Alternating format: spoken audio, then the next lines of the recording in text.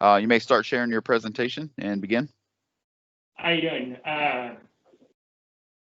Thank you for having us this evening. We are the Hosers. My team consists of me as the leader, Ernesto Camaro, Sandy Mora, Craig Hashimoto, who is currently on maternity leave, Patty Waka, Stephanie Collins, Eric Ramirez, who's out with injury, and my advisor is my group leader, Albert Martinez. Our safety commitment is to follow all PIV rules and safety standards while on tuggers. So we go through our theme selection, and we went through a combined frame two, we went through our proposals, and we came up with combined frame two SPS dollies, rearranged fuel tubes on Route 13, parts falling off our frame two routes, which consists of routes 9, 13, 15, and 16, and looking for new locking mechanisms for our rear bumpers. After going through the assessment, we found that parts falling off our frame two routes was the way to go. For our activity plan, for clarify the problem, I gave to Craig. Craig's been in many quality circles while he was in paint, so he was really good at that part. For breaking down the problem, I gave to Stephanie. Stephanie was new to the department at the time, and she was still learning her routes, and I figured this would give her a better idea on how the routes run and what parts are on the routes. Setting a target, I gave to Sunny. Sunny came from TPM, and he's good at doing projects and modifying things, and he would know exactly about how much time he would need to complete the process to do that. Setting the root cause analysis, I gave to Eric. Eric is very knowledgeable on all of our processes, so he was good at for that part. And then develop countermeasures, I gave to Ernesto. Ernesto's really good at filling out the matrices and figuring out scores and stuff for what we need. Implement countermeasures, I gave to Patty. Improve her skills at finding problems and trying to come up with ways to fix them. Evaluate results and process, I gave to Stephanie, again, because she was new, and I wanted to show her when you follow the steps, what can come of it. And I did the last part, standardized assessment for process, because I wanted to show the team what their hard work came up with. So we go to step one, clarify the problem. Our current situation is we had 33 frame two parts fall off routes 9, 13, 15, and 16. Our ideal is to get 0 drop parts for our routes. They gave us a gap of 33 frame two drop parts. Our goal for conveyance is to deliver the right part at the right place at the right time at the lowest cost available. With step two, we have Stephanie. Hi, my name is Stephanie Carnes. I have step two, break down the problem. Amongst our 4 routes on frame 2, we have 33 combined drop parts. We started breaking down the problem by seeing how many parts were dropped per route.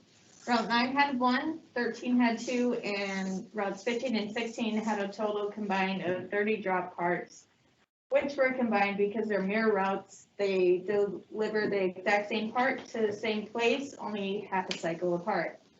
Now, knowing that we have the routes 15 and 16 with the main area of the drop parts, we broke it down further by dollies.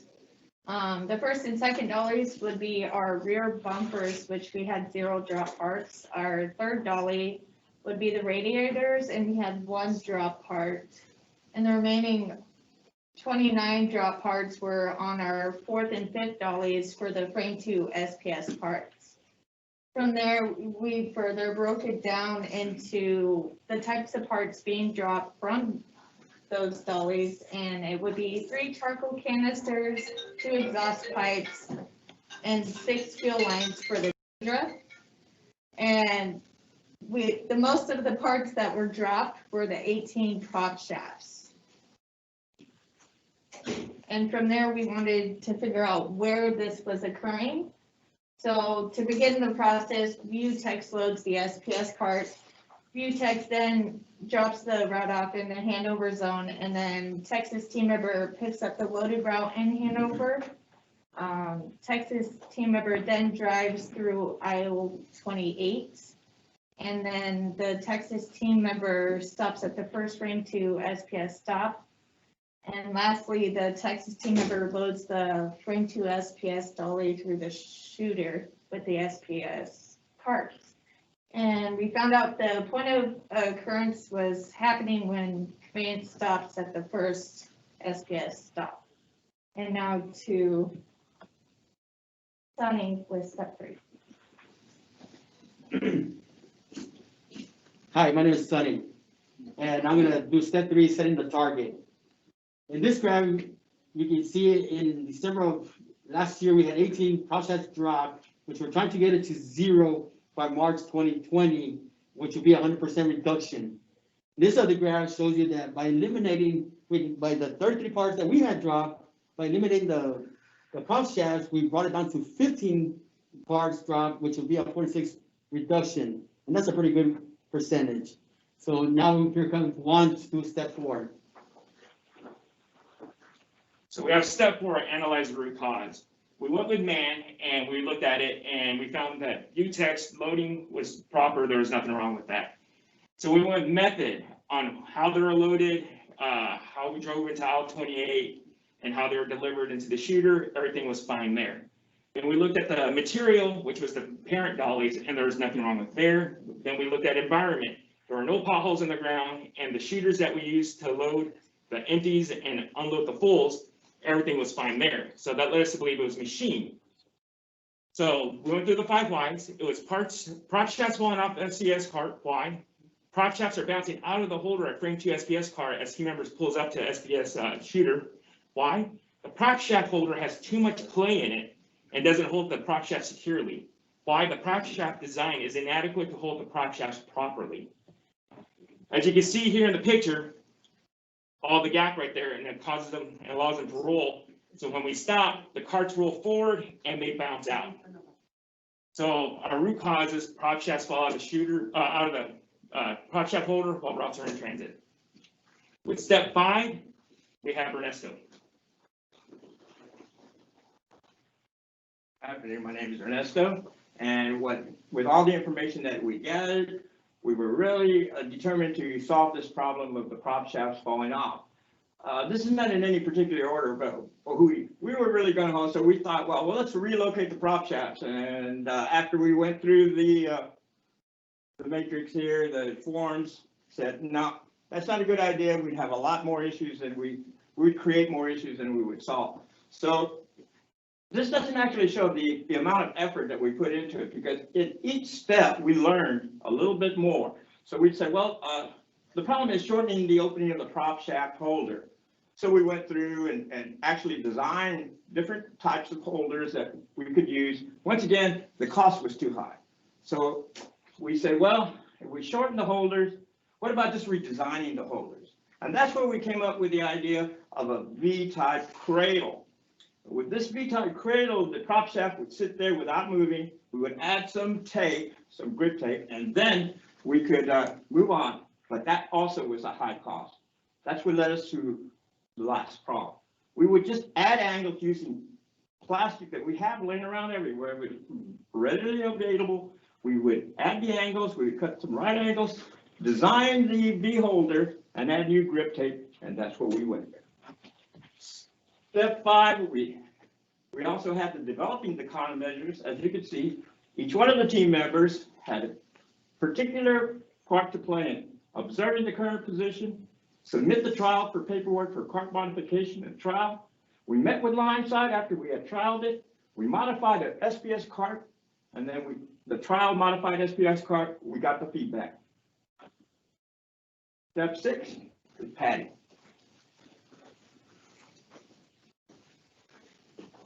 Hi, my name is Patty Walker, and I'm taking step 6, see countermeasures. Before countermeasures were put in place, the prop shafts were secured properly for land-side team members. And as you can see on the graphic, there's a lot of space in between the prop shafts for them to move around and fall. And with countermeasures in place, the prop shafts are still economically correct for team members land side, and they are better secured to stay in place. And as you can see, we have these angle grips right here, and to keep them secure from transit. And step 7, Stephanie Kern. Step 7, monitor both results and processes. Pre-modification, we had 18 prop shafts fall out of the holder and into the toe below. Post-modifications, we have had 0 prop shafts fall from the holder. And that would give us 100% reduction in dropped prop shafts. Thank you, and now to Juan with step 8. Step 8, standardized successful processes. So after we trialed everything and got feedback, everything was kosher with it. We submitted a PCR and everything got approved by everybody. And once we did that, we realized the drop parts actually went from 33 to 6 for a combined 82 reduction. We found out that the prop shafts bouncing out was actually causing all of our other parts to pop out. So going into this, we were thinking it was the hoses, which were the fuel lines. So what we all noticed were coming out. That's why we're called the hosers, because that's what our main goal was to fix, was the hoses coming out. But it turned out to be the prop shafts. And going through the steps, that's how we figured out prop shafts were causing all the problems for us. So by solving that, we were able to do an 82% reduction on everything. Reviewing future plans. So because a lot of us, it was our first, second, maybe even third, we started off at about a 1.5. After this one, we're all about a 2. Personal reflection, for me and for all of us, going through the steps, like I said, seeing the hose, thinking it was the hose, and then finding out it was actually the prop shafts was a kind of a shocker for us, because none of us even imagined it was going to be something so different and so simple to see. And we actually learned a lot, especially going through the steps and trying to come up with a countermeasure and finding out what we can do to fix it. Is there any questions?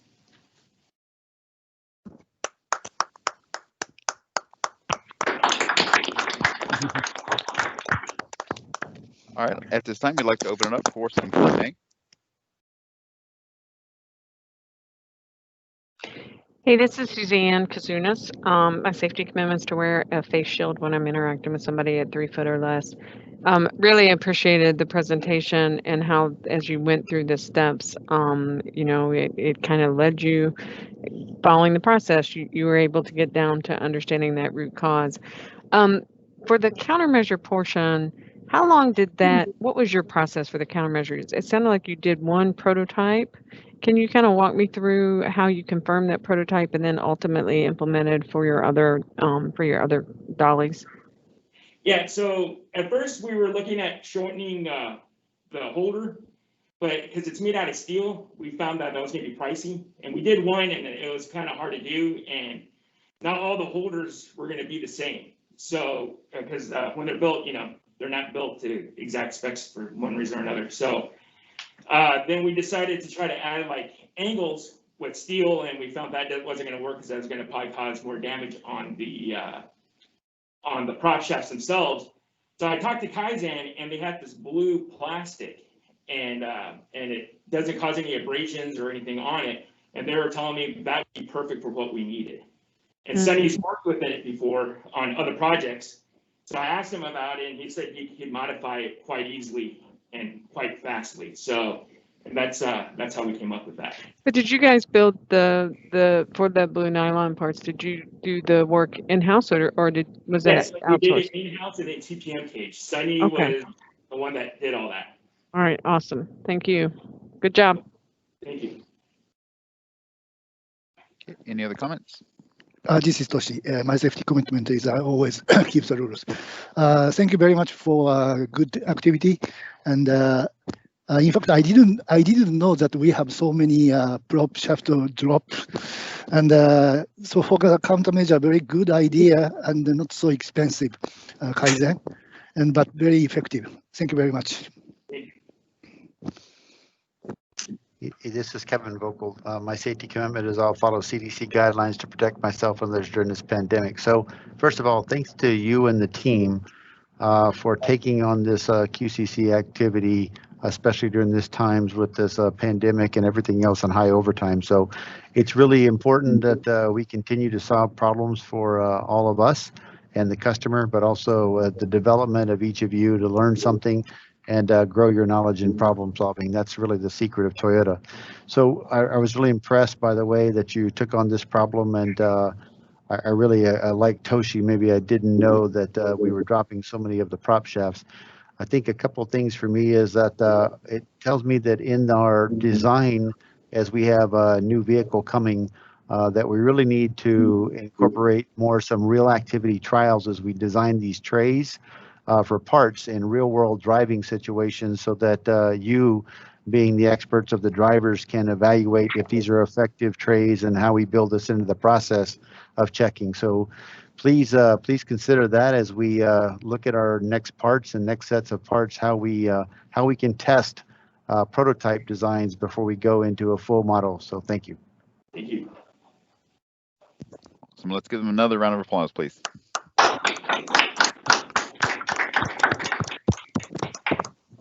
Okay, at this time, we have some certificates to present to the team.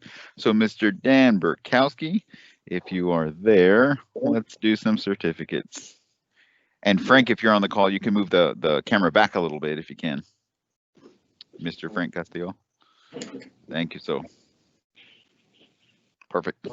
My safety commitment is I will immediately address any safety concerns I see. And I really appreciate this team. It was 1 of 4 that we had this time. And these guys edged it out a little bit. Every one of them had a very good project. This team did an outstanding job with their innovative work, solving it themselves, building everything they needed themselves, and implementing it, and ending up with results better than they expected. So appreciate that. The certificates we have for Juan Longoria, leader. Thank you. Stephanie Khan.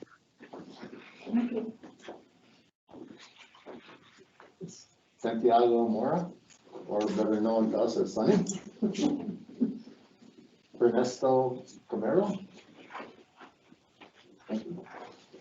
Bertha Walker, better known to us as Patty. Albert Martinez.